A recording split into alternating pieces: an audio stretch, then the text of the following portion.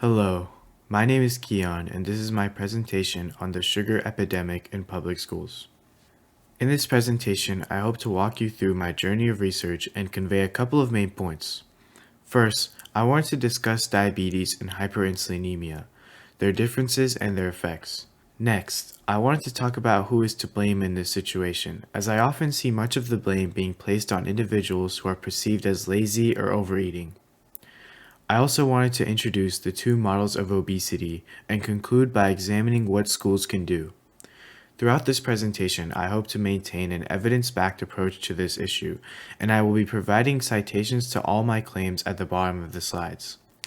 Before I get into this, I wanted to tell you a little bit about my mission. I'm a junior in high school, and I've started a group with my friends called Say No to Sugar, which spreads awareness about the effects of sugar, especially in the school environment. Given that sugar is an addictive substance, I actually noticed after a while that spreading information was not effective enough. So, I started to pursue ways to change the menu options and regulations surrounding school food. But it wasn't always this specific.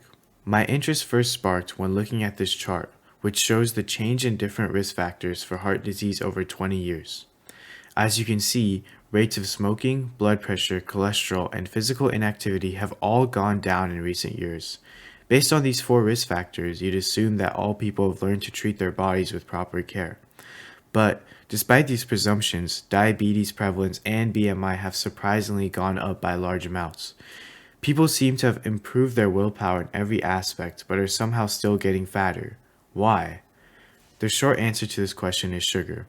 The rates of sugar consumption in the US have skyrocketed in modern society, and based on this graph, are now about 20 times what they used to be in the 1800s. In addition to causing diabetes, Harvard nutritionist Frank Hu asserts that sugar can even cause higher blood pressure, inflammation, weight gain, fatty liver disease, and increased risk for heart attack. But you don't need me to tell you all of this. The general downsides of sugar have become commonplace in the average American household. My problem with sugar is far more complex than this.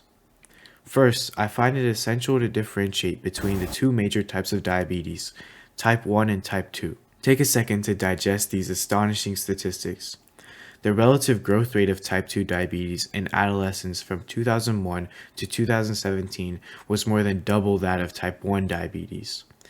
The CDC even estimates that the prevalence of type 2 diabetes in youth will grow by 700% in the next 40 years, which is more than 10 times the estimated growth rate of type 1 diabetes.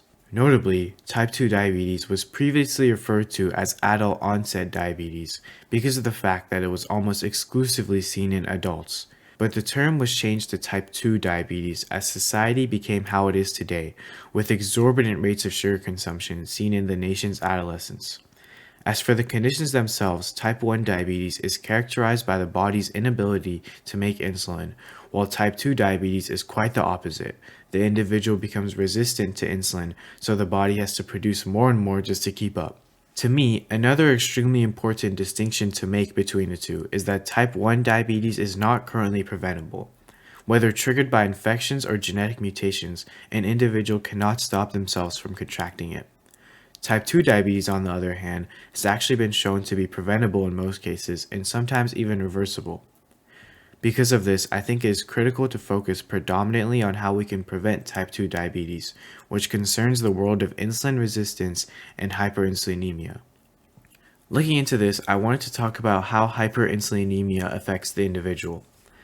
The word hyperinsulinemia is essentially an umbrella term for any condition with elevated insulin levels in the blood, whether it be from diabetes or just a small amount of resistance toward insulin. One thing I've noticed when analyzing hyperinsulinemia's portrayal is the emphasis on complications that come with diabetes, such as stroke, blindness, kidney disease, diabetic neuropathy, and heart attack. A majority of the list of sugar's effects I showed earlier from Frank Hu fall into this list. This perception of hyperinsulinemia allows Americans to overlook many of the short-term effects that may be seen as less dangerous. Nevertheless, many short-term effects like fatigue, hunger, weight gain, polycystic ovary syndrome, hypertension, hyperlipidemia, and fatty liver disease have become associated with insulin resistance and may appear in anyone. Even children and adults who have only built a slight resistance to insulin are left vulnerable to these conditions, which could happen even after a minute but consistent overconsumption of sugar. Collectively, these early conditions are called metabolic syndrome. Since many adolescents may not even understand the consequences of the seemingly foreign late term effects of diabetes, the complications of metabolic syndrome are certainly more tangible to them. Also, outcomes like fatigue and hunger are extremely vital to researchers when approaching the issue as a whole because they directly affect the decision making of the individual, causing them to overeat and become physically inactive. To elaborate on this, let me show you the two different models of obesity. The first one is the conventional model. The conventional model consists of calories in and calories out at the simplest level. For years, the conventional model was extremely popular, but recently a new model has been introduced. This model is known as the carbohydrate insulin model and is supported by lots of research, including that of Harvard physician David Ludwig, whose work I'm referencing in this slide. The carbohydrate insulin model portrays how exposure to dietary sugar leads to fat storage, which, after consistent amounts, leads to insulin resistance. And like I mentioned before in the previous slide, insulin resistance is capable of influencing the decision making of the individual, leading to hunger, overeating, and physical inactivity. As you can clearly see, the consumption of sugar leads to a vicious cycle of unhealthy fat storage, while the individual feels tired and starved. Proponents of the conventional model of obesity choose to blame the individual for their lack of willpower. But considering that more than 70% of adults are now overweight, this notion is anything but true. The carbohydrate insulin model actually shows us that the willpower of the individual is not the problem, but rather the high amounts of hyperpalatable sugar that they are exposed to, which inclines them to eat more and exercise less. I believe that it is extremely crucial to stop unfairly placing the blame on individuals, especially kids, and rather shift our attention to cutting back on sugar because of how it affects us. To further demonstrate this, I'll dive even deeper into the research concerning these two effects of sugar. Let me introduce you to leptin, the hormone in your body that makes you feel full. You'd expect that after a portion of food, your body would secrete leptin to signal you to stop eating. Well, various journal articles have actually shown that sugar and hyperinsulinemia can make you resistant to leptin, and I've shown two of them right here. In practice, a study found that sugar consumed with breakfast leads to hunger and overeating during lunch. The researchers of the study overall concluded that foods with high sugar can negatively influence your appetite in a short time span. As for the physical inactivity side of insulin resistance, let me introduce you to orexin. Orexin serves various bodily purposes, but its most relevant ones are that it regulates wakefulness and cognitive ability. Like with leptin, you'd expect your orexin levels to increase after eating a portion of food, because food should give you energy, right? Well, in the case of sugar, no. A peer-reviewed article from the Journal of Physiology states that brain orexin stimulates wakefulness, but counterintuitively, elevated glucose levels can block or silence orexin. To me, this only reaffirms the personal experience I've had, and likely everyone has had, of eating sugar and feeling extremely tired shortly after. Not only this, but extensive research has shown that sugar is detrimental to your cognitive ability, possibly because of the reduced orexin activity. Researchers wrote in the Journal of Pediatrics that sugar could provoke abnormal behavior in children, which can be especially detrimental to their cognitive state. Also, researchers at the University of Georgia found that consuming sugar-sweetened beverages as an adolescent leads to impaired memory and learning. It should not be acceptable to allow sugar in a place designed for adolescents to learn and display their knowledge. Given how damaging sugar clearly is to students, let's talk about the role of schools.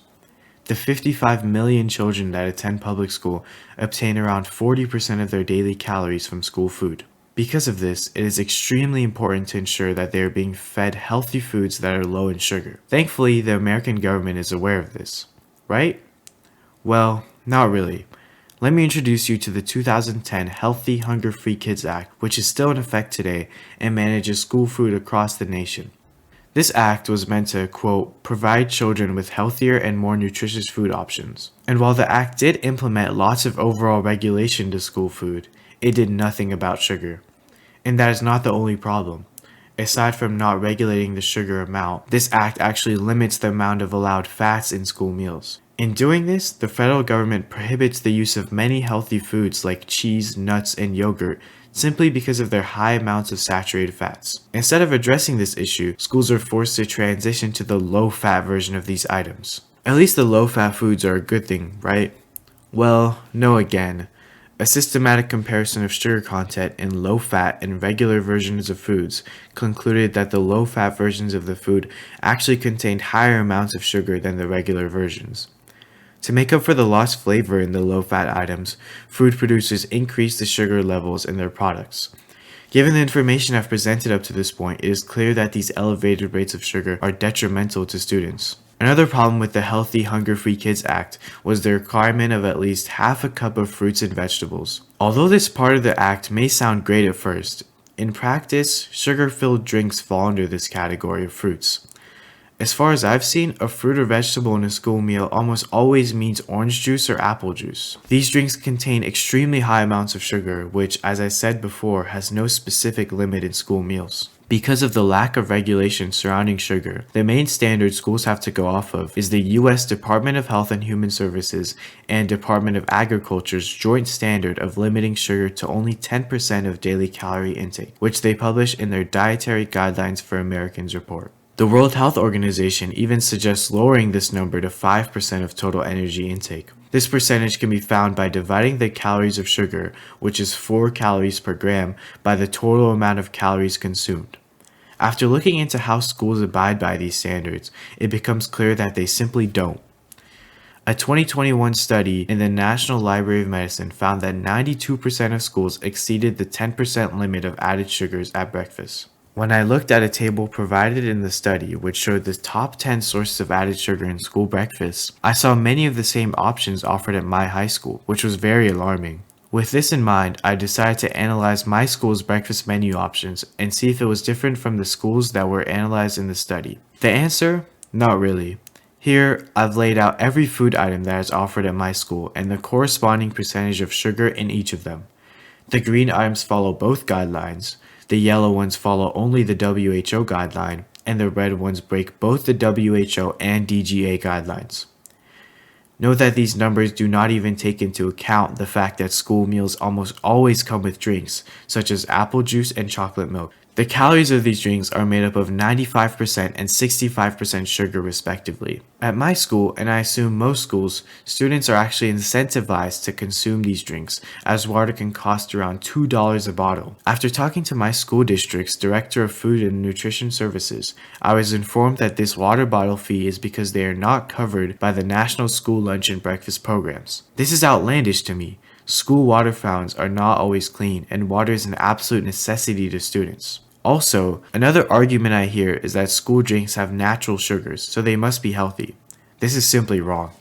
The apple juice served in my school is made completely from concentrate, and all of its sugar is added sugar. The sugars in this product are not the naturally occurring ones found in apples, but artificial sugars inserted for taste. Although not as bad, the chocolate milk at my school has 2/3 naturally occurring lactose and 1/3 added sugar. This is still not a good amount of added sugar and makes up 22% of the calories in the drink. The problem becomes worse when considering that this specific brand served at my school is actually relatively healthy in terms of added sugar.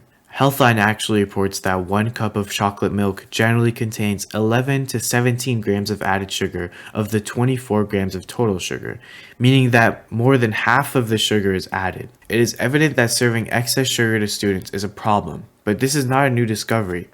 In response to the sugar epidemic, a school in Atlanta named Brown's Mill took on a sugar-free program where they revamped the cafeteria menu with healthy fruits and vegetables. By doing this, they saved $425,000 over the course of 9 years. The school's standardized scores increased by 15% and the discipline problems decreased by 23%. Any school would certainly follow this trend and see many benefits if more nutritional options were added to the selection of breakfast foods instead of items filled with sugar.